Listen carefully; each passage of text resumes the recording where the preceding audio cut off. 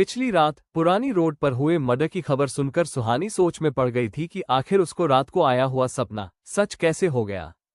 तभी इन्हीं ख्यालों में खोई हुई सुहानी ने खुद को समझाते हुए कहा, अरे ये मैं क्या सोच रही हूँ। ये इत्तेफाक भी तो हो सकता है, और जहां तक बात है सपने की, तो कल रात निशा ने मुझे विशिंग वेल के बारे में इतना कुछ बता दिया था कि शायद इसी वजह से मुझे वो सपना आ गया होगा। वैसे भी निशा ने कहा ही था कि विशिंग वेल के पास अक्सर ही लोगों की लाशें मिलती रहती है। सुहानी यही सब सोच रही थी कि तभी निशा उसे अपने साथ लेकर हॉस्टल की उन लड़कियों के पास चली गई और उनसे सवाल करते हुए बोली, आज वहां किसकी लाश मिली है? तो एक लड़की ने जवाब देते हुए कहा, ये लाश किसी जर्नलिस्ट की है। शायद वो रात को कुछ इन्वेस्टिगेशन करने के लिए पुराने रोड पर गई थी।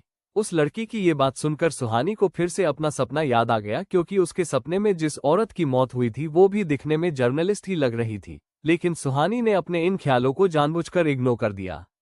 तभी निशा उसके कान में फुसफुसाते हुए बोली, देखा, मैंने कहा था ना, तुम बहुत लकी हो जो कल रात जिंदा बच गई, वरना आज ये लाश तुम्हारी भी हो सकती थी। निशा की बात पर सहमत होते हुए सुहानी ने कहा, हाँ, अगर उस लड़के ने मेरी मदद नहीं की होती तो शायद आज ये लाश मेरी ही होती। सुहानी की ये बात सुनकर निशा ने चौंकते हुए पूछा, कौन सा लड़का? निशा को यूं हैरान होता देखकर सुहानी घबराकर एकदम चुप हो गई, क्योंकि वो निशा को इस बारे में कुछ भी बताना नहीं चाहती थी। लेकिन सुहानी को खामोश देखकर निशा ने उसे छेड़ते हुए पूछा, क्या बात है? कल रात जंगल में तुम्हें कोई हीरो मिल गया था क्या? वैसे दिखता कैसा था वो? हैंडसम था या नहीं? और एक मिनट तुमने मुझे बताया क्यों नहीं? निशा को यूं खुद को चिढ़ाते देखकर सुहानी बात बदलते हुए बोली, अब कॉलेज चले, टाइम हो गया है। सुहानी की बात सुन निशा ने उसे और परेशान नहीं किया और फिर वो दोनों कॉलेज के लिए निकल गए। हिमालय की वादियों के बीच बना सेंट थॉमस कॉलेज इस वक्त बहुत खूबसूरत लग रहा था।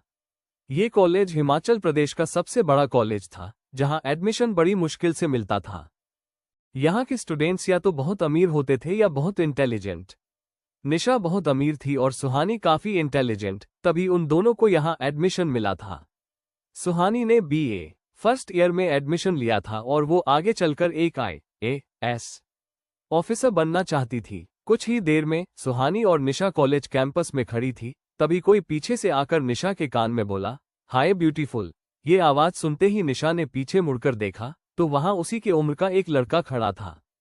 उसे देखते ही निशा ने कहा, विवेक, कहाँ थे तुम? पता भी है, मैं कब से तुम्हारा इंतजार कर रही थी। सामने से विवेक ने जवाब देते हुए कहा, अरे आज हॉस्टल से निकलने में देर हो गई। कल रात फिर से विशिंग वेल के पास किसी की मौत हुई है ना, तो हॉस्टल में बहुत सी गॉसिप्स चल रही। अगर हमारी वीडियो अच्छी लगी तो लाइक करें और आगे की कहानी जानने के लिए